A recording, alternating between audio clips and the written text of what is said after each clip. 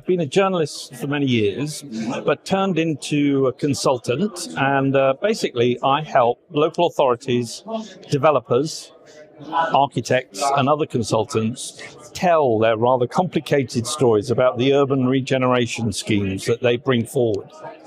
Okay, so it's storytelling on speed. Yeah, I'm a storyteller, yeah.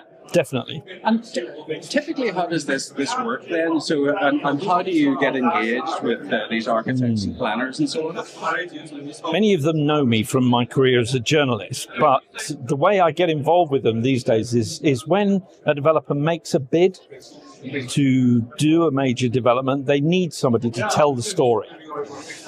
When a local planning authority wants to change a planning policy or an urban regeneration policy, they hire me to help them tell the story. And I've been doing it for about 15 years or so. I'm involved in quite a few town centre schemes. I've worked on some of the biggest schemes in central London and the southeast. And, the big problem is always getting planning for these schemes. And sometimes, it can be a 10, 15-year process. So it represents a huge amount of risk and requires an enormous amount of investment. And you really, really want to win that argument in order to get the scheme built. And I suppose it's become particularly acute, especially for all the people involved in all sorts of operational real estate these days, because times have changed, town centres have changed, the uses within all of the buildings have changed, yet the planning system hasn't changed fast enough to keep up with these changes.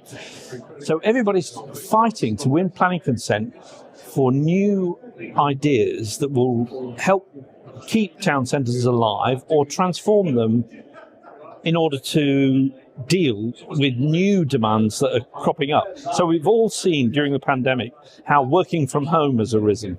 We've all seen how technology has changed retailing. We've all seen how the demand for student living and later living, all of these uses have become much more in demand. And the flexibility doesn't seem there in the planning system to accommodate these changes fast enough. So presumably the market is kind of driving some of the changes as well, and the planning authorities almost need to catch up. I haven't noticed many planners here today, but mind you, maybe there are, maybe I'm being unfair, but do you sense that they're on top of what's happening, on top of the trends? They'd like to be on top of trends. They'd like to be more aware, but the resourcing isn't really there in the planning system to enable them to do that. Some planning authorities are more aware of the trends that are forcing change in the way real estate is used than others. Some are very reluctant to embrace those changes because it threatens existing patterns of use in their areas. And I think that local authorities, they need more resource in order to keep up to date with some of these changes. And they need to engage more with the people who are expert in these new land uses that are emerging. And often, within the planning system, it's very oppositional. Somebody applies for a planning permission, and then there's a big argument with the local authority about whether it should or shouldn't go through.